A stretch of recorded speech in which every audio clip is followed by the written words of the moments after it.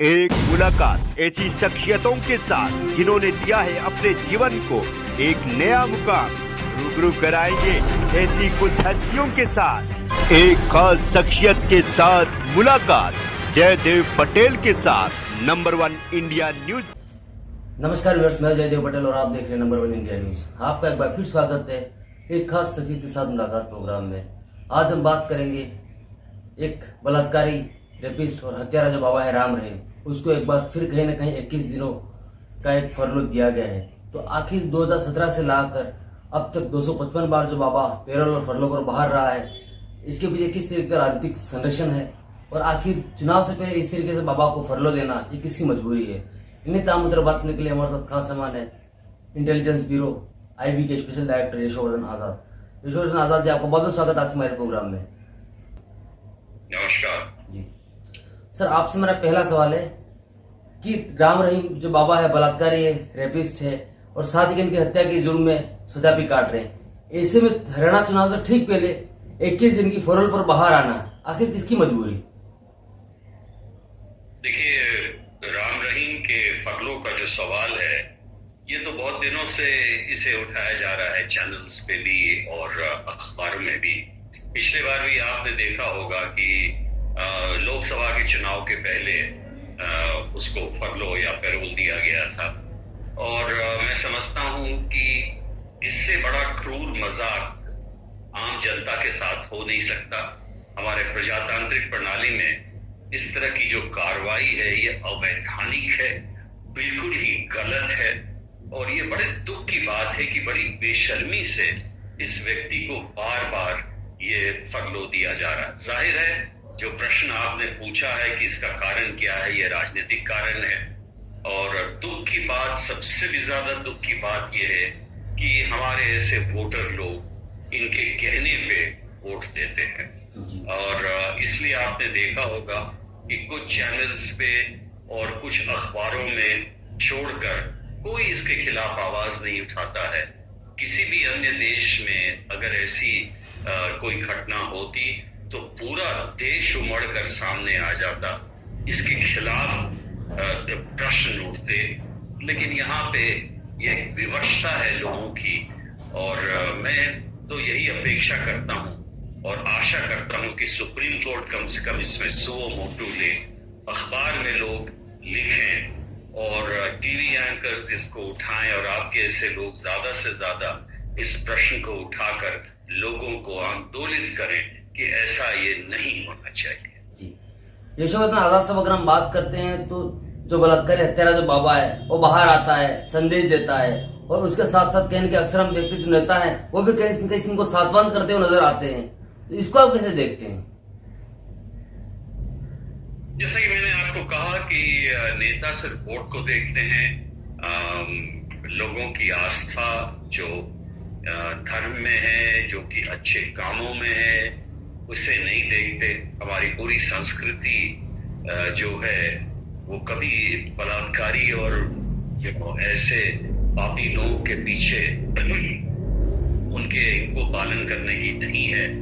लेकिन ये दुर्भाग्य की बात है कि वोट इनके कहने पे लोग देते हैं, इनके संगत में जाते हैं। और चूंकि लोग जाते हैं तो नेता ये समझते हैं, नेता को सिर्फ वोट से मतलब, उन्हें अच्छे बुरे की कोई पहचान तो बहुत है लेकिन उन्हें इनसे कोई उन्हें फर्क नहीं पड़ता। इसलिए ये बहुत ही दुखद चीज है कि ऐसे मर्डर और रेपिस्ट को दिया जाए और ऐसी हालात में जबकि अंडर ट्रायल्स अंदर हैं और एक कन्विक्टेड मर्डर और रेपिस्ट बाहर है। इससे बड़ी विडंबना और क्या हो सकती है। यशोवर्धन आजाद साहब, अगर हम बात करते हैं तो कॉमन मैन की, तो जिसमें सिर्फ और सिर्फ आरोप लगाए गए हैं, उसके बावजूद वो इंसान कहीं न कहीं जेल के अंदर अपनी सजा यातना कर रहा है और एक बाबा जो कन्विक्टेड है सारे मामलों के अंदर, उसको बार बार पेरोल दी जानी, क्या आपको लगता है कहीं न्यायपालिका में एक तरीके से देखा जाए डबल स्टैंडर्ड है, आम लोगों के लिए डिफेंसेस और खास लोगों के लिए कुछ अलग? नहीं, वो देखिए, न्यायपालिका तो निर्णय सही लेती है। दुख की बात यह है कि जो आपने प्रश्न पूछा है कि हाँ अंडर ट्रायल्स अंदर हैं और ये बाहर हैं, हाई कोर्ट ने इसका संज्ञान लिया था, जो ये बार बार इनको इस तरह से पैरोल दिया जा रहा था। और पंजाब और हरियाणा के हाई कोर्ट ने यह कहा भी कि उनकी अनुमति के बिना इन्हें नहीं दिया जा सकता है। तो फरवरी में उन्होंने ये कहा और ये खारिज किया था, ये कह के कि अब आप जो है अपने विवेक पे कार्रवाई कीजिए। और तत्काल ये अपने विवेक पे कार्रवाई करते हुए इलेक्शन के पहले इन्होंने उसे छोड़ दिया। ऐसा जो एक 2022 में जो भी कानून में संशोधन करके गुड कॉन्डक्ट या जो भी क्लॉज लगा के इनको छोड़ा गया है, ये इनका हक थोड़ी है। ये तो it's a pleasure of the state. तो स्टेट को क्या छोड़ना जरूरी है? इनको बिल्कुल नहीं। ये तो एक सुविधा है जो दी जा सकती है कि किसी कारणों से, मान लीजिए कि भाई कोई बीमार है, किसी की मृत्यु हुई है, कोई खास शादी है, वैसे में ये मिलता है। ये घूमने के लिए और प्रवचन देने के लिए और कैंपेन करने के लिए थोड़ी ये फैसिलिटी दी गई है।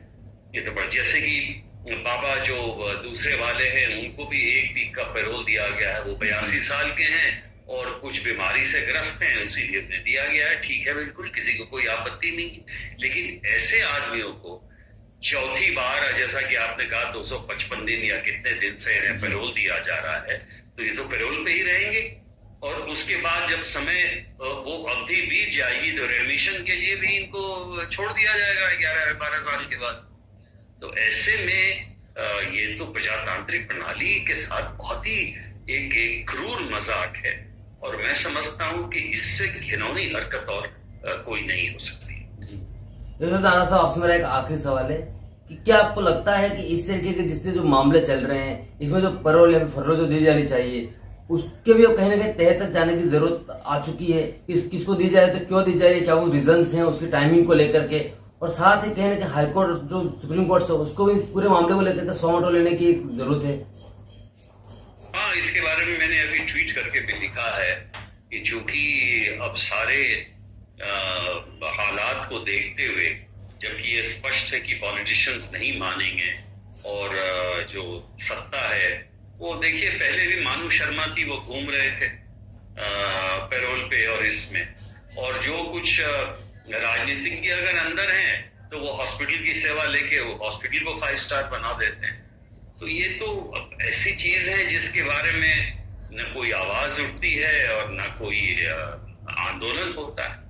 तो मैं तो इसे यही कहूंगा कि ये बहुत ही दुखद घटना है।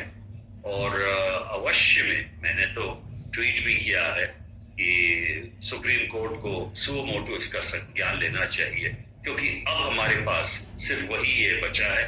हमने कुछ लॉयरों से, वकीलों से भी अपील की है कि वो इस मामले को उठाएं, और बाकी जनता को भी कि विभिन्न प्लेटफॉर्म पर इसकी आवाज उठनी चाहिए।